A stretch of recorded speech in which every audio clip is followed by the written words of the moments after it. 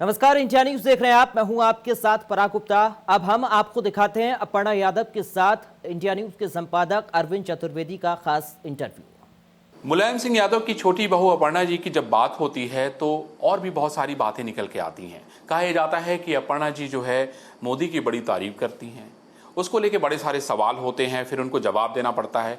आज अपर्णा यादव खुद India news के साथ हैं। आइए हम बात करते हैं कि आगे अपर्णा यादव क्या करने जा रही हैं, ये जो लॉकडाउन था उसमें उन्होंने क्या किया, और बहुत सारे ऐसे सवाल जिसका जवाब आप लोग जानना चाहते हैं। अपर्णा जी, इंडिया न्यूज़ में आपका बहुत स्वागत है। पहले तो आपको बधाई कि आपको वायु श्रेणी की सुरक्षा मिल गई। Thank you. कैसे मिल गई भाई? लोग बड़े परेशान हैं, यहाँ पे लोगों ने लाइन लगाई हुई है, एप्लीकेशन पे एप्लीकेशन दिए जा रहे हैं। देखिए, ये होम्स डिपार्टमेंट का सुरक्षा मुख्यालय ने एक सर्वे होता है पूरा, और उस पर देखा जाता है कि किसको कितना थ्रेट है, और फिर जो है इसकी फाइल जाती है। पूरा एक चैनल है, मुख्यमंत्री नहीं, वो लास्ट में जाती है, बट ये होम्स का पूरा, लेकिन वो पूरा इंटेलिजेंस रिपोर्ट देता है, रिपोर्ट देने पूरी के बाद इंटेलिजेंस रिपोर्ट देती है, और बहुत सारे लोगों को सुरक्षा है। तो ठीक है, आदरणीय मुख्यमंत्री जी ने, उनको लगा होम्स के कहने पर कि इस तरह के सुरक्षा देनी चाहिए, तो उन्होंने दी। नहीं, इसके बारे में जो विपक्षी हैं वो ये कहते हैं कि मुख्यमंत्री जी के बहुत करीबी हैं आप, आने वाले समय में भाजपा में जा सकती हैं, ये उसके लिए रास्ते तैयार किए जा रहे हैं भाजपा की तरफ से। देखिए, इसमें कोई दो राय नहीं है कि जो योगी जी हैं, मैं उनका बहुत सम्मान करती हूँ, और आज से नहीं करती हूँ क्योंकि वो आज मुख्यमंत्री बन गए हैं।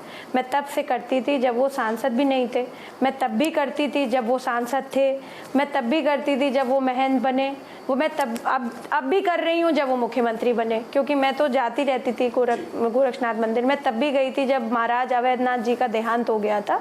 तो मैं तो डिनाई नहीं कर रही हूँ, अपर्णा यादव डिनाई नहीं कर रही है, मैं सच बोल रही हूँ। मैं अपर्णा यादव से ये जानना चाहता हूँ कि अपर्णा यादव जी योगी जी की इतनी करीबी हैं जी, हम क्या आने वाला जो भविष्य है उनका भविष्य मैं योगी जी के साथ देखूं? मैं इसमें देखिए कोई भविष्य वक्ता तो हूँ नहीं, और अभी मैं अपर्णा यादव से पूछ रहा हूँ। मैं आदरणीय नेताजी के साथ हूँ।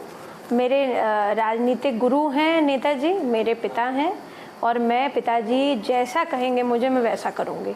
मुझे पिताजी कहते हैं कि भाई देखो, मोदी जी बहुत अच्छा काम कर रहे हैं बेटा, बहुत ही अच्छा। उन्होंने देखिए संसद में उन्होंने इतना बड़ा उन्होंने कहा कि भाई आदरणीय प्रधानमंत्री फिर से प्रधानमंत्री बने। ये तो बात छुपी नहीं है, ये तो अपर्णा यादव नहीं कह रही है, या अपर्णा यादव ने ट्यूशन तो दिया नहीं होगा इतने बड़े नेता को। तो आदरणीय जब नेताजी कह रहे हैं खुद, तो अगर मैंने तारीफ कर दी तो इसमें सब लोगों को मिर्ची क्यों लग गई? ये भी आप सही बात मैं ये समझ नहीं पाती हूँ, क्योंकि आप स्पष्ट बात कहते हैं, और हमेशा आप जो है अच्छी बातें, मतलब एकदम खरी बात आप लिखते हैं, आप कहते भी हैं। तो मैं इसलिए बोलना चाहती हूँ कि दूसरे लोगों को मिर्ची क्यों लग गई? भाई नेताजी भी तो तारीफ कर रहे हैं। देखिए, मिर्ची नहीं लगनी चाहिए, क्योंकि नेताजी ने तारीफ की है तभी अपर्णा जी ने तारीफ की, ये सच है। और देखिए उसका सीक्वेंस भी देख लीजिएगा, उसका सीक्वेंस भी है। अच्छा, मैं आपसे ये पूछना चाहता हूँ कि इधर बहुत सारे काम हुए, कोरोना आया, बहुत सारे लोग ट्रोमा में थे, बहुत बड़ी बड़ी खबरें आपने सुनी। प्रधानमंत्री नरेंद्र मोदी के काम को कैसे देखती हैं इस कोरोना काल में? सबसे बड़ी बात तो मेरा नमन है अपने प्रधानमंत्री को। एज अ देश का मैं सिटीजन हूँ, मैं यही बोलना चाहती हूँ कि उन्होंने ये लॉकडाउन लगा करके, जो इतना कड़ा अनुशासन वाला लॉकडाउन लगाया, उससे हमारे देश को बहुत फ़ायदा हुआ। अभी जो अनलॉक की प्रक्रिया है वो इसलिए करी जा रही है क्योंकि भाई हमारी देश की आर्थिक स्थिति बहुत ख़राब होती जा रही है, और हम नहीं चाहते कि हम हाशिए पर आ जाएं। तो हम चाहते हैं कि हमारा देश उन्नति करे, और मिडिल क्लास जो है, कहीं ना कहीं प्रधानमंत्री जी के मन में है ये बात, जैसे हम लोगों के मन में है ये बात, कि ये आपके जो मिडिल क्लास फैमिलीज़ हैं वो कैसे अपना गुजर बसर करेंगे, क्योंकि उनका छोटे बिजनेसेस हैं, कैसे वो करेंगे, क्योंकि उसी मिडिल क्लास पे आपके गरीब भी लोग मजदूर हैं, उनके लिए तो डेली काम चाहिए, और हमेशा काम चाहिए उन लोगों को, तो उनका भी ख्याल रखा हुआ है। पर मैं यही चाहती हूँ कि जैसा वो बार बार बेचारे बोल रहे हैं कि आप तभी निकलिए जब घर से आपको अनिवार्य हो, तो इसीलिए तभी आप लोग निकलिए। अच्छा, मुख्यमंत्री ने भी बहुत मेहनत की, टीम 11 की डेली मीटिंग ली, उसके अलावा अगर आप उनकी काम करने के तरीके को देखें, मैं तो सबसे बड़ी बात ये भी कहती हूँ कि कोई मुख्यमंत्री आप बता दीजिए कि जो है फील्ड में निकले हों, मैं योगी जी की बड़ी तारीफ कर रही हूँ इस बात पे कि वो फील्ड में निकले और लोगों के पास गए, अस्पतालों का निरीक्षण किया। कौन आदमी है, मैं अपनी बात कर रही हूँ, मेरे जैसा सामाजिक कार्यकर्ता, मैं रोज जाती थी देने के लिए राशन।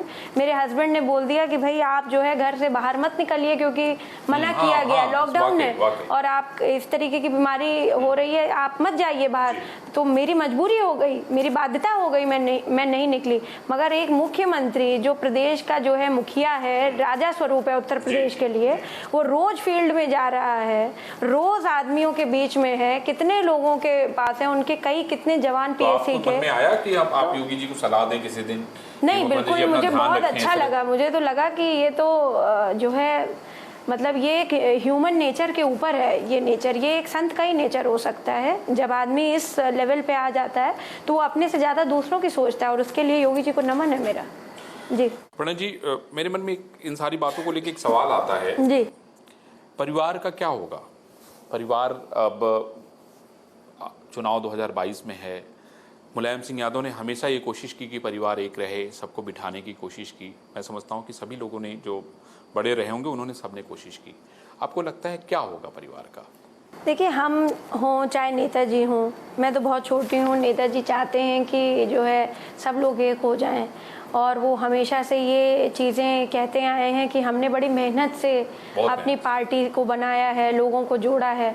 तो इस सब का समन्वय वो चाहते हैं कि जल्द से जल्द हो। मगर ऐसे कौन से कारण हैं जो नहीं हो पा रहा है, ये मेरे बड़े जानते होंगे, क्योंकि मैं छोटी हूँ, मैं भाई बोल सकती हूँ, कई बार डांट खा जाती हूँ, कई बार डांट खा जाती हूँ जिद करने के चक्कर में। उसी पॉइंट पे आ रही थी मैं कि मैं डांट खा जाती हूँ और मुझे कह दिया जाता है कि तुम चुप रहो, तुम नहीं बोलोगी अभी, और इस तरह से हमें बोला जाता है कि यार तुम मत बोलो अभी, तुम ये मत करो। तो ये चीज़ है कि नेताजी जरूर चाहते हैं, बट बड़ों के बीच में बहुत ज्यादा नहीं बोला जा सकता है। मैं कह रहा हूं कि कौन लोग हैं जो नहीं चाहते हैं, उनके नाम सबको पता है। मीडिया, आप जैसे कुशल पत्रकार, परिवार को छोड़ दीजिए, परिवार के अलावा बहुत सारे लोग हैं ना। मैं वही बात कह रही हूँ, आप इतने कुशल पत्रकार हैं, आप खुद जो है कितनी बार उनके सबके लिस्ट होगी आपके पास।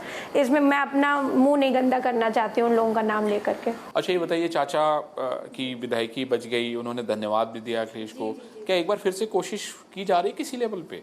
वो तो खुद ही कह रहे हैं अखिलेश भैया कि भाई एडजस्टमेंट करेंगे चाचा का, और चाचा ने इतना प्रेम भरा पत्र दिया था भैया को, तो अच्छी बात है अगर चीजें पॉजिटिव नोट पे मूव हो रही हैं। आपको लगता है क्या कि परिवार के साथ एडजस्टमेंट होता है? मुझे तो नहीं लगता। चाचा जी का अगर जो है अच्छी तरीके से वो एडजस्टमेंट करें और चाचा जी को लगा कि इस तरीके की चीज होगी तो हो सकता है। जी का क्या होगा?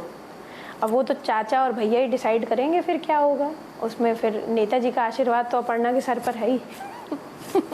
तो ये तय नेताजी करेंगे कि अपर्णा जी को क्या करना है। बिल्कुल, समाज सेवा करना है, मोदी जी के यहाँ पार्लियामेंट में जाना है, योगी जी के साथ संघर्ष करना है, सड़क पे क्या करना है, ये नेताजी तय करेंगे। बिल्कुल नेताजी तय करेंगे जी।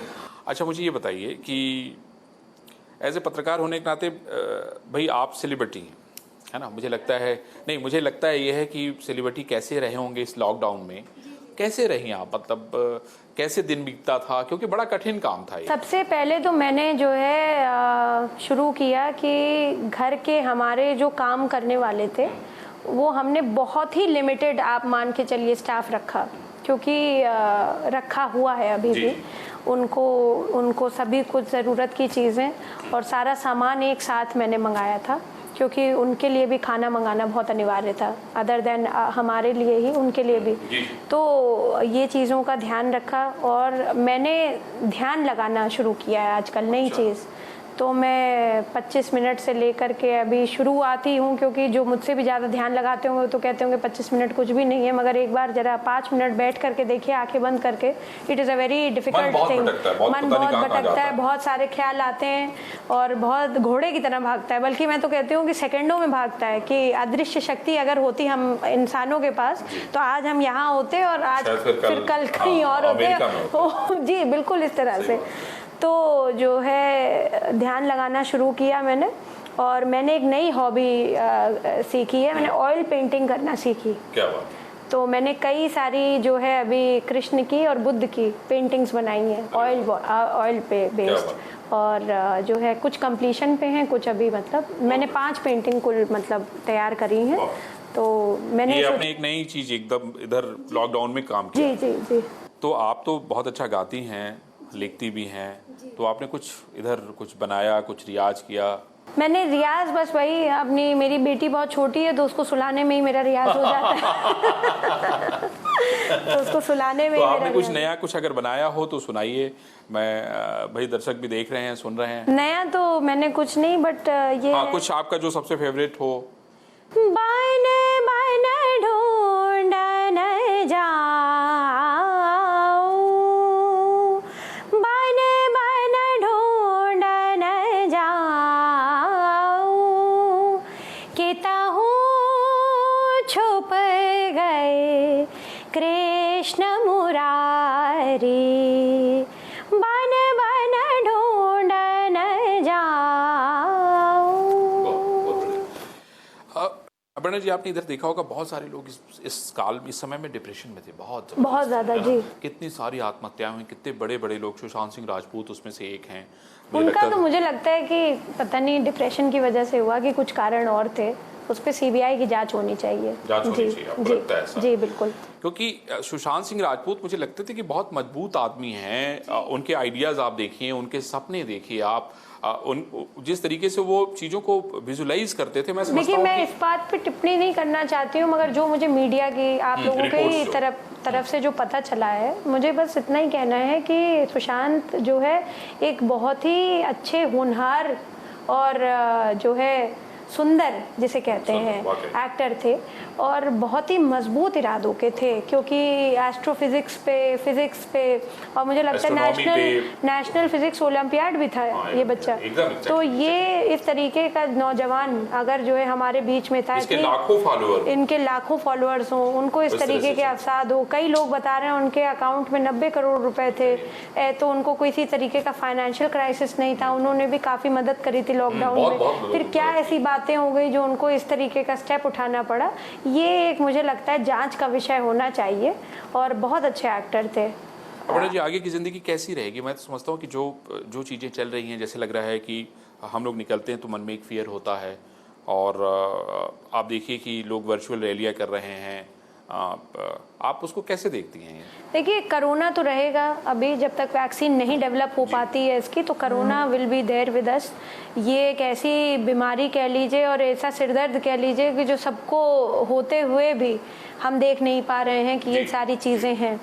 बस मैं यही चाहती हूँ कि इस सारी चीज़ों में हमें ईश्वर में, आप हिंदू हो, मुसलमान हो, क्रिश्चियन हो, कुछ भी हो, आप बौद्ध हो, आप कुछ भी हो, आप जो है ईश्वर में आस्था रखिए। जब जो कोरोना दिख नहीं रहा है हमें, हम उससे इतना डरते हैं, तो ईश्वर भी तो हमें दिखाई नहीं देता है ना, तो उसको भी हमें, कोई ऐसी ताकत है जो लोगों को तो वही हमें बचाएगी। तो हमें अपना काम करते रहना चाहिए। कहना बड़ा आसान है, करना बहुत मुश्किल कि स्टे पॉजिटिव। बहुत अच्छी बात कही आप। But we have to be positive, but don't be corona positive.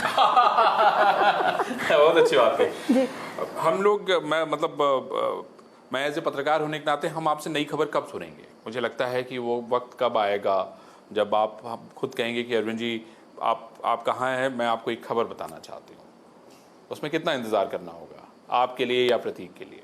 मतलब इन द सेंस की पॉलिटिक्स को लेके मेरा सवाल है, कब हम उम्मीद करें कि नहीं जो है प्रतीक का पॉलिटिक्स में कोई इंटरेस्ट नहीं, उनका कोई पॉलिटिकल इंटरेस्ट नहीं है। हो जाए तो अच्छा है, मगर अभी है नहीं।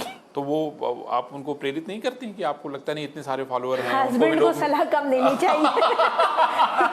पति परमेश्वर कहा गया, उसको उसी तरीके से आती। लेकिन ये कि अच्छा है ना, कहीं व्यस्त रहेंगे तो बहुत बढ़िया रहेगा। वो बहुत व्यस्त है भाई। जो व्यक्ति जो है जिसने राजनीति को इतने करीब से देखा है, आप कितने सारे लोग आते रहे होंगे नेताजी के सामने, उन्होंने बहुत सारी चीज़ों को इतने नज़दीक से देखा है, तो मैं समझता हूँ कि जो गुण राजनीतिक, जो गुण जन्म से है, उसका तो इस्तेमाल होना चाहिए ना। देखिए, करना चाहें तो बहुत अच्छी बात है प्रतीक जी, और मेरा पूरा उनको सपोर्ट है, हमेशा से रहा है। मैंने कई बार, 1-2 बार कहा भी है, मगर मैं सलाह कम देती हूँ।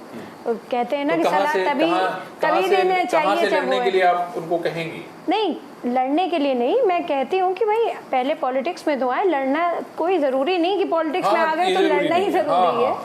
आजकल तो बिना लड़े भी बहुत सारी चीजें हो रही हैं। तो जो है पॉलिटिक्स में अगर आना चाहें तो आ सकते हैं, मगर उनका कोई मन नहीं है। इज़ अ थॉरो बिजनेसमैन और वो अपना बिजनेस देख रहे हैं, बहुत बिजी हैं अपने कामों में। तो मुझे लगता है कि ठीक है, अगर उनका वो रास्ता है, उनको लगता है कि इस रास्ते पे वो सफल होंगे तो अच्छी बात है। चलिए अपर्णा जी, हम उम्मीद करेंगे कि आने वाला जो फ्यूचर होगा वो आपका बहुत ब्राइट हो। Thank you. और आपके अंदर जो नए नए गुण हैं जी। वो भी लोगों को पता चले, लोग देखें उसको, और जो राजनीति का खास गुण है उसमें भी नई सूचनाएं हम लोगों को मिले। हम उम्मीद करते हैं कि अपर्णा जी जल्दी ही हम लोगों को कोई नई खबर देंगी, क्योंकि अब इनके पास सुरक्षा भी है, डरने की जरूरत नहीं है और अब ये निर्णय लेने के लिए सक्षम है।